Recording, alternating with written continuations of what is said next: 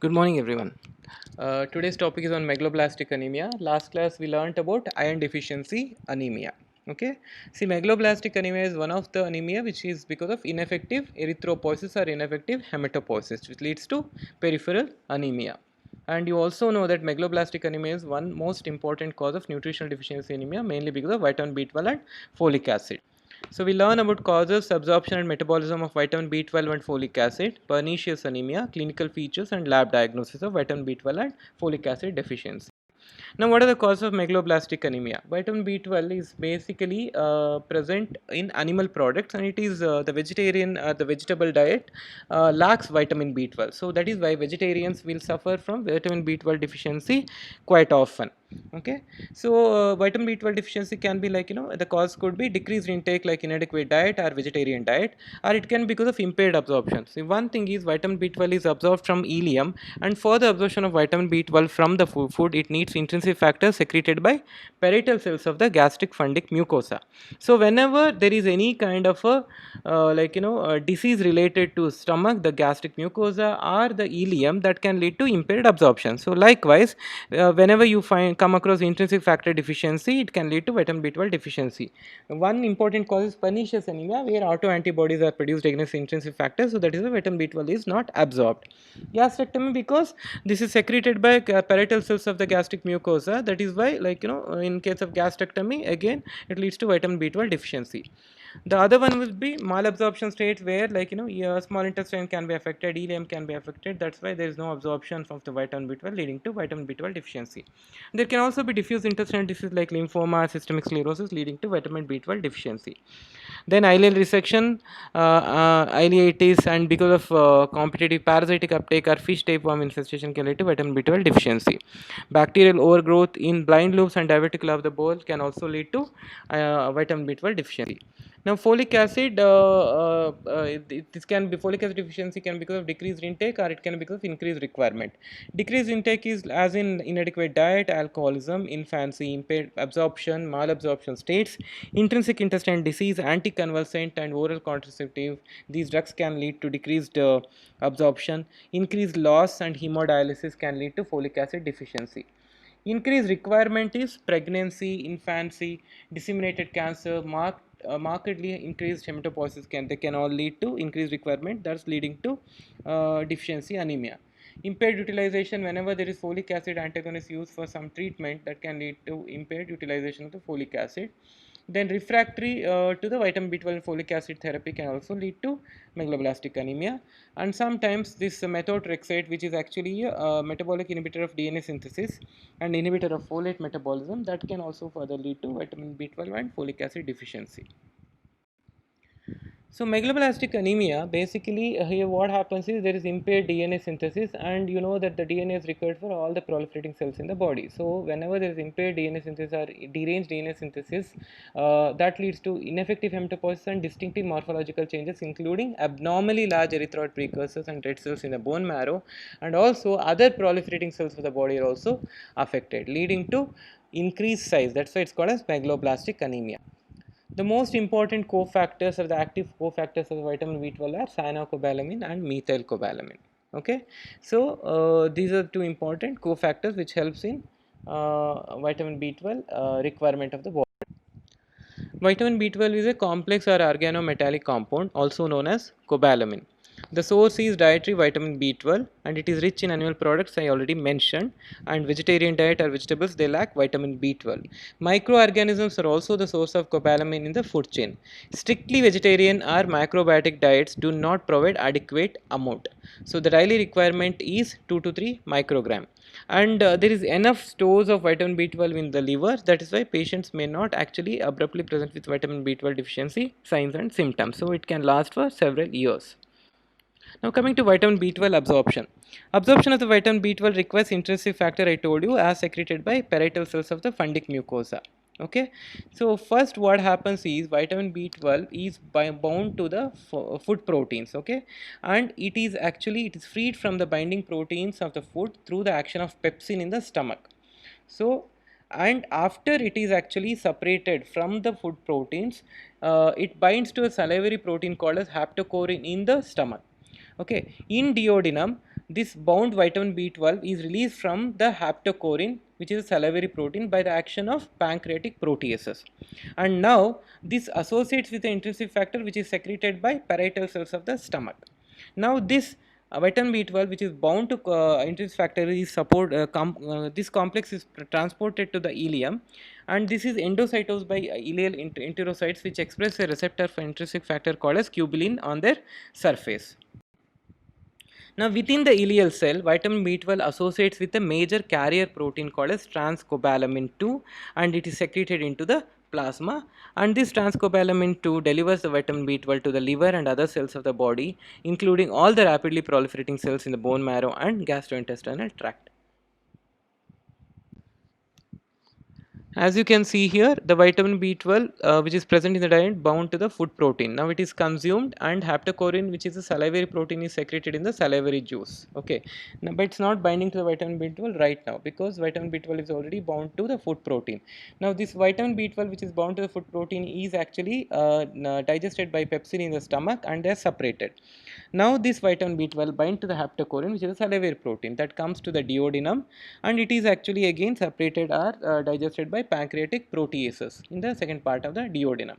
Now these two are separated, and the intrinsic factor which is secreted by the gastric parietal epithelial cells will also come along with the vitamin B12, and it binds to the vitamin B12 right here.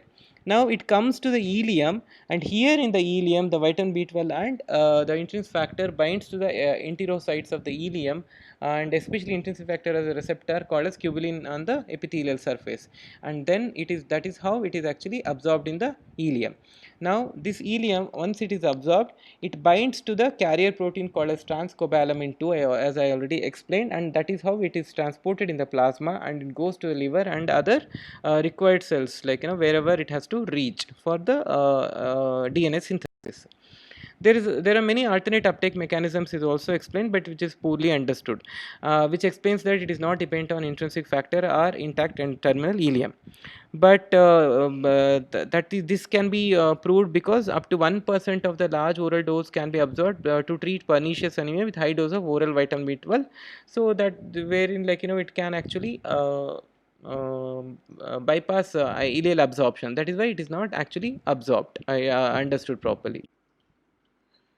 Okay, we'll learn about biochemical functions of the vitamin B12. Methylcobalamin and adenosylcobalamin are the two important cofactors which can be used in various pathways. Now, methylcobalamin acts as an essential cofactor in the conversion of homocysteine to methionine by methionine synthase. As you can see here, homocysteine to methionine is converted to homocysteine is converted to methionine by methionine synthase. Okay. Now in this process, methylcobalamin yields a methyl group that is recovered from N5-methyl tetrahydrofolic acid, the principal form of folic acid in the plasma. In the same reaction, this N5-methyl tetrahydrofolate is converted to tetrahydrofolic acid, and this tetrahydrofolic acid is required for the conversion of deoxyuridine monophosphate to deoxythymidine monophosphate, a building block for DNA. Thymidine is one of the base of the nucleic acid. Okay. Impaired DNA synthesis in vitamin B12 deficiency leads to reduced availability of tetrahydrofolate, most of which is trapped as N5-methyl tetrahydrofolate. Now, this vitamin B12 is required for the synthesis of methionine, and this contributes the carbon group needed in the metabolic reaction that create folate polyglutamates. That leads to internal folate deficiency. Okay, so that is why in vitamin B12 deficiency there is a failure to synthesize metabolically active polyglutamated forms, further leading to deficiency. Next pathway or next utility is isomerization of the methyl malonyl coenzyme A to succinyl coenzyme A, which requires adenosyl cobalamin as a prosthetic group on the enzyme methyl malonyl coenzyme A mutase. So whenever there is deficiency of vitamin B12, there is increased plasma and urine levels of methyl malonic acid and propionate, a precursor, and these abnormal lipids, there is formation and incorporation of these abnormal fatty acids into the neuronal lipids, further leading to myelin breakdown, and that's why you see neurological complications related to vitamin B12 deficiency. Coming to morphology, on the peripheral smear, red blood cells appear macrocytic and oval, so they are called as macroovalocytes. What is the morphology of macrocytes? These macrocytes are larger than the normal size, contain ample hemoglobin, lack the central pallor of the normal red blood cells, and may appear hyperchromic. MCHC is not elevated. So basically the cells are large and completely hemoglobinized. There is marked variation in size and shape, and it is called as anisocytosis and poikilocytosis. Reticulocyte count is generally low, and nucleated red blood cells is seen when the anemia is severe because of the stimulation of bone marrow. Neutrophils are also affected here, as I mentioned already. Since the DNA synthesis is impaired, all the proliferating cells are affected, so all the cells would appear larger.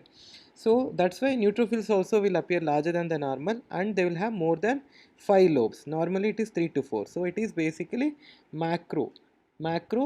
It's also called as macropolis or macropolymorphonuclear leukocytes and hyposegmented neutrophil.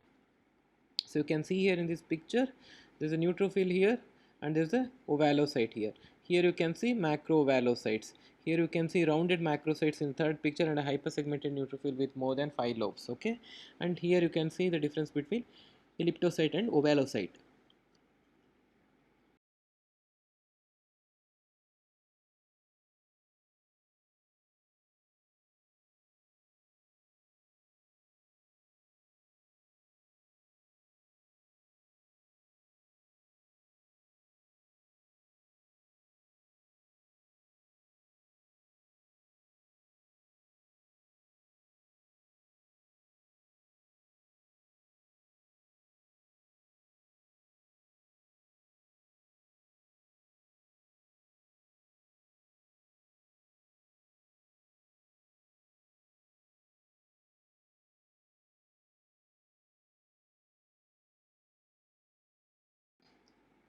Can see a normal marrow with the normoblast here, okay, and the leukocyte precursors here, but you can see the megaloblastic marrow. The cells are really very large and basophilic cytoplasm and finely distributed chromatin as triple chromatin and a prominent nucleoli. Okay, this is and there are some cells which are actually large. They are giant band forms which can be seen in the bone marrow of megaloblastic anemia.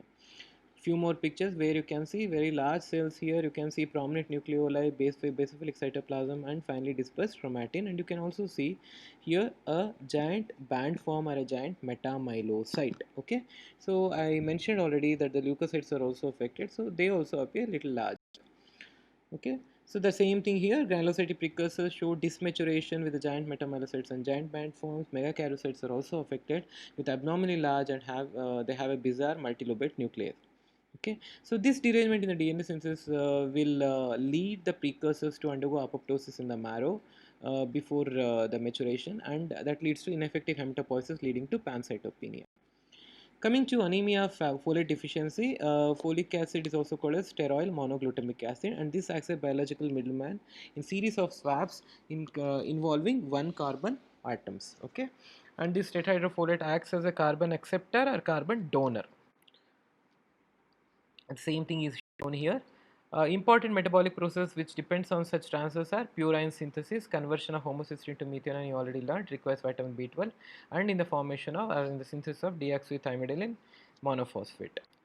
Etiology, we already learned, decreased intake, increased requirements and impaired utilization. Recommended daily allowance would be 50 to 200 microgram daily. Sources would be green vegetables are rich source of folic acid such as lettuce, spinach, asparagus and broccoli.